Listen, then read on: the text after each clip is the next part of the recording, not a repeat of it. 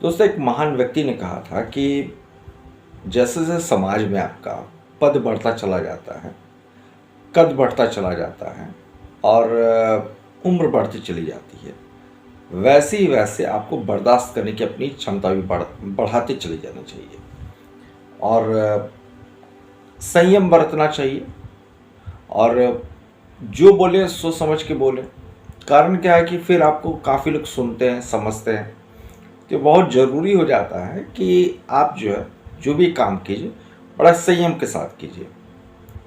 ये बात मुझे आज इसलिए याद आ रही है क्योंकि हाल ही में मैंने एक इन्फ्लुएंसर हैं, उनके भी अभी शादी हुई है और जब से उस शादी हुई है काफ़ी लोगों ने उनके शादी को लेकर कमेंट किया है, बहुत उल्टा सीधा बोला है और इसके बाद जो उनका रिप्लाई आया है बहुत गंदा सा आया है। मतलब हालांकि मैं तो उनके कंटेंट को ज़्यादा नहीं देखता हूँ, लेकिन कुछ कंटेंट को मैंने देखा है तो मुझे वो ठीक नहीं लगा, इसलिए मैं ज़्यादा देखता नहीं हूँ। लेकिन अब जब से उन्होंने रिप्लाई किया है तब से थोड़ा सा मैंने 2-3 चीज़ें जो देखी हैं मुझे ठीक नहीं लगी। तो मैं as a content creator, as a YouTuber, ये सबके लिए कह रहा हूँ कि कभी भी आपके साथ ऐसी सिचुएशन आती है कि आपको कुछ कमेंट अच्छे नहीं लगते हैं या अगर कोई आपको ट्रोल कर रहा है अच्छा नहीं लगता, तो थोड़ा संयम बरतिए, थोड़ा बर्दाश्त कीजिए। क्योंकि वही आपको ट्रोल करते हैं, वही आपको गंदा बोलते हैं जो आपको पसंद करते हैं, नहीं तो बाकियों को तो कोई फ़र्क भी नहीं पड़ता है।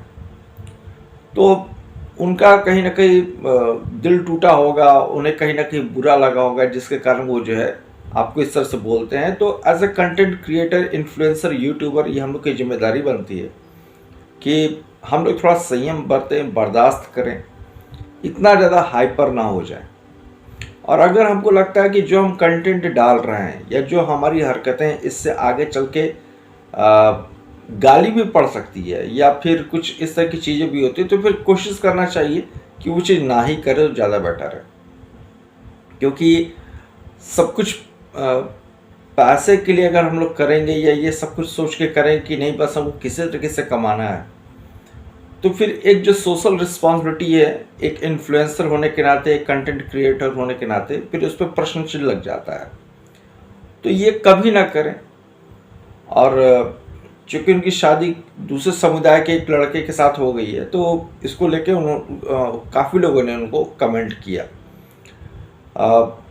और फिर उन्होंने जिस तरह से रिप्लाई दिया तो वो चर्चा का विषय बना हुआ है। अभी हाल ही में वैसे तो 2 लोगों की शादी हुई है, लेकिन एक तो काफ़ी ज़्यादा पॉपुलर इन्फ्लुएंसर रही हैं और जो दूसरी शादी हुई है वो तो शायद प्रयागराज में कहीं माला वगैरह बेचती थी, बाद में उनकी शादी हुई।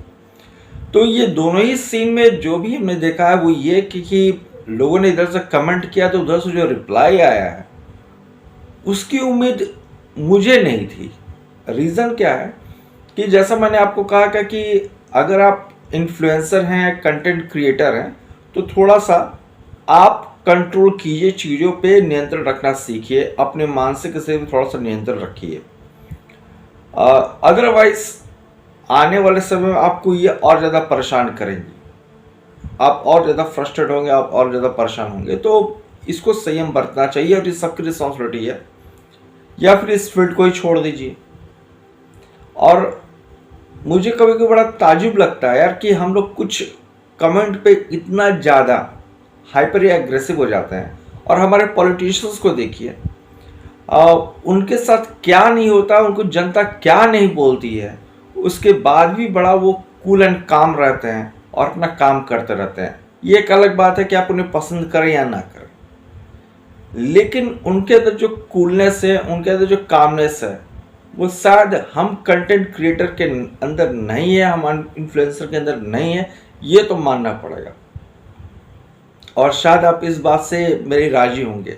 कमेंट जरूर कीजिएगा जिन्हें ये लगता है कि हम लोग के भीतर अभी भी उस लेवल का पेशेंस नहीं है, उस लेवल के बर्दाश्त करने की क्षमता नहीं है जो हमारे पॉलिटिशियंस में है।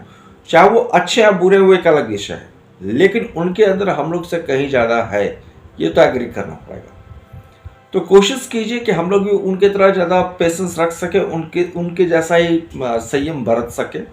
और बाकी मैं यही कहना चाहूँगा सारे कंटेंट क्रिएटर से कि कुछ भी ऐसा काम मत कीजिए जिससे आगे चल के आपको लोग अगर लोग कमेंट करें, गलत कमेंट करें, और अगर करते हैं तो थोड़ा सा बर्दाश्त कीजिए। इस तरीके से रिप्लाई करना, जिस तरीके से अभी 2 लेडीज़ का मैंने देखा, जिसका एक तो बहुत पुरानी इन्फ्लुएंसर है और जो दूसरी जो है वो प्रयागराज में ही पहले माला बेचती थी, अब उनकी शादी हो गई है। तो इन दोनों लोगों के कंटेंट को जब मैंने देखा तो मुझे रिप्लाई के तौर तरीकों को जो मैंने देखा तो मुझे लगा कि नहीं यार, इसको थोड़ा सा इन लोगों को कंट्रोल करना चाहिए था, इतना ज़्यादा नहीं बोलना चाहिए था। वैसे आपकी क्या राय जरूर बताइएगा और क्या आप सोचते हैं। जय हिंद, वंदे मातरम।